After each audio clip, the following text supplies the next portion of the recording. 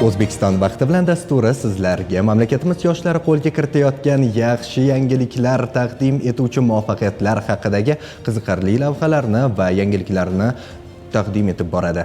Kuni kecha dasturimizda dunyo tan olgan Massachusetts Institute of Technology universitetiga 100% grant asosida o'qishga kirgan yoshlar mehmon bo'lishgan edi. Bugungi mehmonimizning erishgan natijalari ham ko'pchilikda havas uyg'otishi aniq. Tanishing El-yurt umidi jamg'armasi. Raqamlashtirish va axborot tahlili boshqarmasi boshlig'i Jasurbek Qaynarbekov ular bir necha kun avval dunyoga mashhur bo'lgan Garvard universitetida ta'lim olish imkoniyatini qo'lga kiritdilar. Assalomu alaykum. Assalomu alaykum. Rahmat kattakon.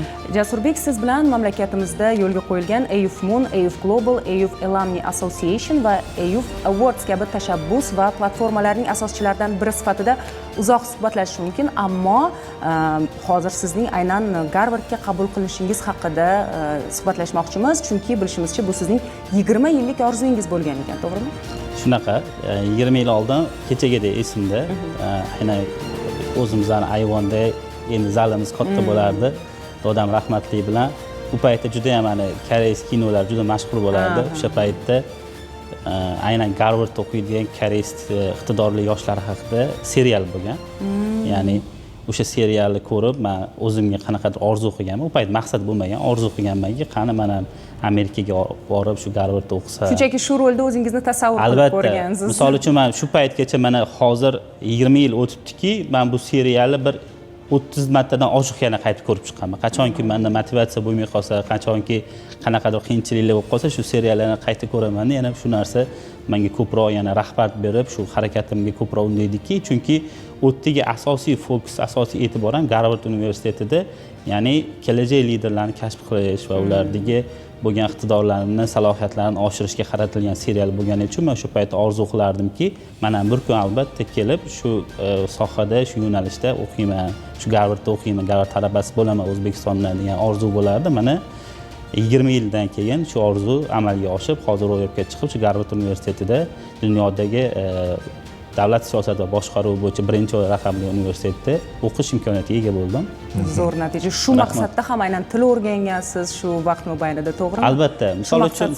Misol uchun hozir hurmatli prezidentimiz tashabbuslari bilan yoshlarga juda keng imkoniyatlar yaratib berilgan. Mana misol uchun men o'qishga davrida misol 10 yil orqaga, 15 yil orqaga qaytadigan bo'lsak, biz universitetga tayyorlab yurganimizda hozirgi sharoit juda yuqori darajada. Ya'ni yoshlar uchun imkoniyatlar ko'proq hozir. Chunki mana misol uchun yoshlar egallamagan marralar dunyoda qolmayapti o'zi. Mana kechagi yana aytib o'tganimizda MITda, ya'ni birinchi O'zbekistondan 2 nafar talaba qabul qilindiki, bu ham aynan to'g'ri davlat siyosatida to'g'ri oqilona siyosat olib borayotganini bir namunasi sifatida aytishimiz mumkinki, ya'ni hozirdagi yoshlar uchun berilayotgan imkoniyatlardan to'g'ri foydalangan holda yildan yilga bu marralar ko'payib, juda ko'p natijalarga erishib borilyapti va men o'zim faxrlanadigan narsam shu islohotlarning bir qismi bo'lib, shu ta'lim sifatini rivojlantirish, keyin yoshlarga teng imkoniyatlar yaratib berishda hozirda davlat sektorida ish faoliyatimizni olib boryapmiz. Endi Garvardga qaytadigan bo'lsak, Garvard universitetida endi ko'pchilik yoshlar o'ylaydiki, men IELTSdan yuqori ball olsam, SAT yoki GMAT-dan yuqori ball olsam, Garvardga yoki boshqa universitetlarga kirish imkoniyatim oshadi deb o'ylaydi. Lekin bu yerda Garvard yoki bo'lmasa boshqa top universitetlarning asosiy bularni e'tibor qaratadigan narsasi, ya'ni siz ijtimoiy faolligingiz, jamiyat uchun, insonlar uchun nima qildingiz, shu kungacha nima qilmoqchisiz degan savollar atrofiga quriladi. Chunki u dunyodan 10 mingta, balki bir xil yo'nalishlarda 100 mingdan ortiq nomzodlar hujjat topshiradi va joylar juda qisqa, juda kam. Va ulardagi ko'pida aynan ingliz tili bo'ladimi, SAT bo'ladimi, boshqa sertifikatlar mavjud. Lekin aynan siz jamiyatga qo'shayotgan hissangiz, umuman hayot yo'lingiz davomida nima loyihalarni amalga oshirganingiz, ya'ni nima natijalar uni olib keldi, ya'ni qilgan loyihangizdan. Misol uchun faqat volontyor bo'lib yoki ko'ngilli bo'lib qatnashishingiz emas, aynan siz olgan loyiha, siz qilgan ishlaringiz nima jamiyatga foyda berdi degan savolga siz javob berishingiz kerak bo'ladi. Shu atrofda Garvard nomzodlarni qabul qiladi. Keling, shu o'rinda siz haqingizdagi aniq ma'lumotlar bilan ham tomoshabinlarimizni aniq tanishtirib o'tsak, ya'ni El-yurt umidi jamg'armasi stipendiyati sifatida AQShning Pittsburg davlat universitetida texnologiyalar menejmenti yo'nalishi bo'yicha magistr darajasini olgansiz.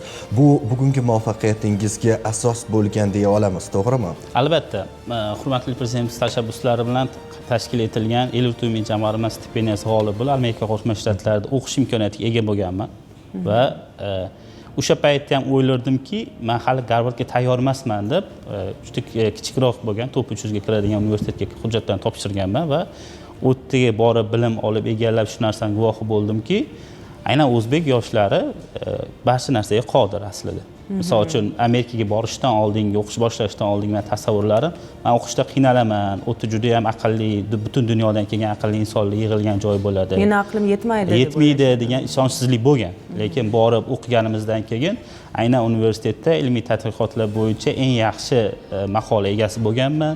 Keyin shtatlar o'rtasida o'tkazilgan bir yilda bir marta o'tkazadigan aynan ilmiy tadqiqotlar bo'yicha sammitda universitet nomidan qatnashib, o'sha yerda ham eng yaxshi tanqidiy maqola nominatsiyasida g'olib bo'ldimki, keyin o'sha narsani natijasida tushunib yetdimki, demak, men ham Garvardga harakat qilib ko'rsam bo'lar ekan, hujjatlarni topshirib ko'rsam, albatta balki bu ushalmas orzu keyinchalik maqsadga aylanib, balki shu maqsadga erishaman degan bir maqsad uyg'ongan va 2023-yilda hurmatli prezidentimiz bilan Amerika Qo'shma Shtatlarida Nyu-Yorkda ko'rishganimizda ular menga juda katta motivatsiya berdilar. Aynan shu suhbat menga katta motivatsiya berdiki, ularning bir gaplari menga doimo qulog'im atrofida jaranglaydiki, ya'ni men sizlarga ishonaman. Sizlar O'zbekiston kelajagisizlar, O'zbekiston bunyodkorisizlar.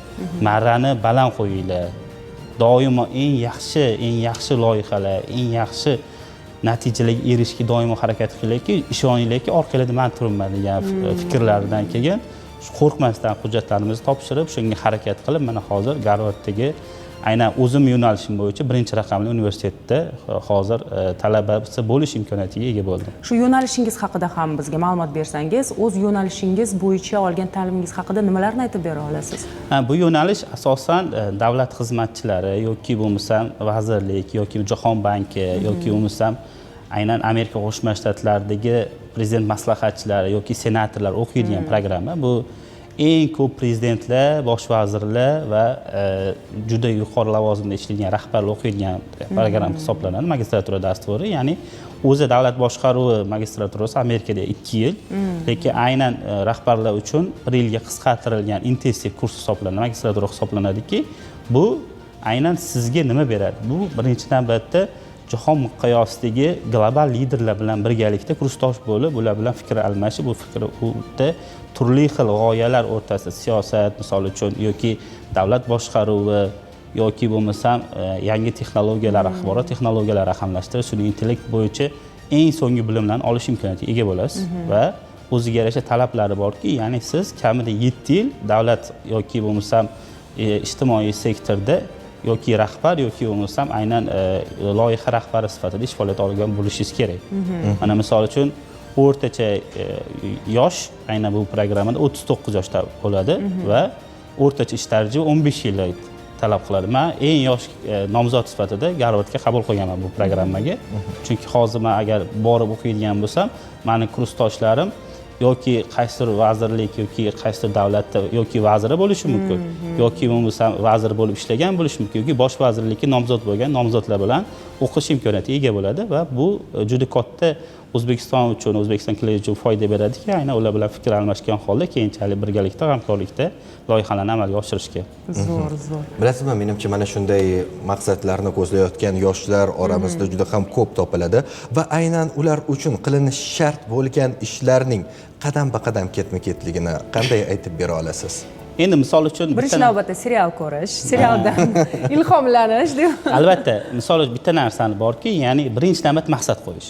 Ya'ni inson afsuski bizning yoshlarimizda shunaqa ishonchsizlik bor. Ko'pchilik misol, endi bu narsa strategik o'zgarib boryaptiki, ya'ni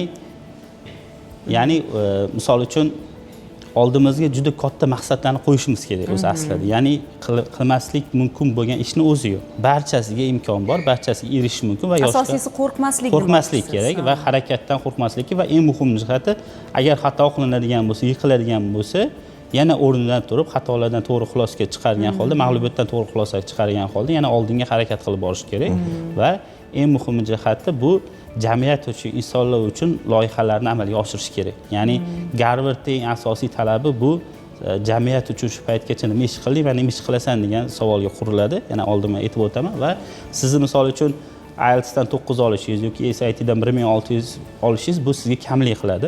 Shuning uchun doimo turli xil loyihalarni amalga oshirgan holda jamiyatni doimo rivojlantirib, o'sha jamiyat uchun harakat qilib loyihalarni amalga oshiriladigan bo'lsa, keyin turli xil ilmiy maqolalarni yozib, o'zini doimiy ijtimoiy faol bo'lib, keyin loyihalarni nafaqat mahalliy, balki jahon miqyosida ham amalga oshiriladigan bo'lsa, albatta bu yoshlarimizda imkon bo'ladiki, ertaga Garvard, Stanford, MIT universitetlariga hujjat topshirib, kirish imkoniyatiga ega bo'lishadi. Yaqin kelajakdagi maqsadlaringiz, niyatlaringiz, orzularingiz? Yaqin kelajakdagi maqsadim, eng katta oliy maqsadim bu albatta hurmatli prezidentimiz tashabbuslari bilan tashkil etilgan El-yurt umumiy jamg'armasi faoliyatini takomillashtirish, hozir raqamlashtirish bo'yicha rahbar sifatida hozir aniq bitta integratsiya qilingan yagona axborot portali tashkil qilinyapti va bu axborot portalida aynan xorijdan turibmi yoki chekka hududlardan turibmi, aynan shu prezident El-yurt umumiy jamg'armasi stipendiyasiga hujjat topshirish, xorijiy universitetlarga hujjat topshirish va ulardan qo'shimcha chegirmalar olish yoki ta'lim olish, keyinchalik ularni monitoring qilish olib borish, ya'ni barcha hozirgi borib qilinayotgan ishlar avtomatlashtirilgan holda raqamlashtirilgan bitta platformada olib borilyapti va meni eng katta maqsadim aynan Garvardda bilim olib qaytib O'zbekistondagi ta'lim sohasini rivojlantirib va barcha uchun teng imkoniyatlar yaratadigan ekotizim yaratish mening eng katta oliy maqsadim hisoblanadi. Mana ta'lim sohasi haqida gap ketgan ekan, barchamizga ma'lumki, ma'lum bir marra ortidan ko'pchilik o'qish, o'rganish paytida boshqalarning xatolaridan tajribasini orttiradi, malakasini kuchaytiradi. Shu o'rinda o'zingiz qilgan xatolarning ortidan kelgan o'zingizning xulosalaringiz bilan ham bo'lisha olasizmi? Eng muhim jihati, misol uchun, inson hech qachon shoshib qolmasligi kerak. Ya'ni balki bir xil o'ylaydiki, men bugun bu narsaga erishishim kerak deb juda katta marralardan qolib ketishi mumkin. Avvalo inson o'zini shu tayyorlashi kerakki, ya'ni ko'proq berish, ya'ni hozirdagi ko'p yoshlarimizdagi eng katta muammolardan bittasi tezroq olishi harakatini qilishadi, lekin avvalambor birinchi berishga, jamiyatga, insonlarga, boshqalarga berishga harakat qilsa, qachondir u to'planib, katta bilim tajriba bo'lib, keyinchalik uni katta natijasi bilan siz natija olish imkoniyatiga ega bo'lasiz. Ya'ni berganing o'zingniki, olganing emas. Albatta. Shuning uchun men yoshlarimizdan shu narsani iltimos qilib qolgan bo'lardimki, faol bo'lib, ya'ni hozirda juda keng imkoniyatlar bor bepul ta'lim olishga. Ya'ni ko'pchilik oldin, misol uchun 10 yil, 20 yil oldin ta'lim olish bu juda qimmat hisoblangan bo'lsa, hozir hurmatli prezident tashabbuslari bilan yoshlarimiz uchun juda keng imkoniyat yaratib berganki, hattoki siz bilim olib pul olish imkoniyatiga ham egasiz. Uyda o'tirib ham bilim olish mumkin. Albatta, misol uchun mana bizni raqamli texnologiya vazirligi boshqarma boshlig'i bo'lganimda 30 dan oshiq milliy darajadagi loyihalar rahbari bo'lib ishlaganman. Misol 1 million dasturchi Coursera bilan hamkorlikda ham, ya'ni 2 milliondan oshiq yoshlarimiz uyda o'tiribmi, xorijda bo'libmi yoki universitetda o'tiribmi, xalqaro bilimni bepul olish imkoniyatiga ega bo'lishdi. Men tavsiya bo'lardiki, hozirda maksimum harakat qilish kerakki, shu bilimlarni olib, tajriba olib, kelajakda bu narsani qo'llashga juda keng imkoniyatlar mavjud. Ha, haqiqatan ham tayyor bo'lish kerak va aynan ko'prog'ini berishga tayyor bo'lish kerak deya suhbatimizning mana shu soniyasida yakun yasasak va suhbat uchun sizga kattakon rahmat deymiz. Rahmat. Eng oliy baxt deganlaridek. Ayni soniyalarda mehmonimiz bilan yana bir bora tanishtirib o'tamiz. El-yurt umumiy jamg'armasi raqamlashtirish va axborot tahlil boshqarmasi boshlig'i Jasurbek Qaynarbekov. Ular bir necha kun avval dunyoga mashhur Garvard universitetida ta'lim olish imkoniyatini qo'lga kiritgan edilar va bugungi suhbatimizda mana shu imkoniyatni qo'lga kiritish yo'lidagi sirlar bilan ham tanishib oldik.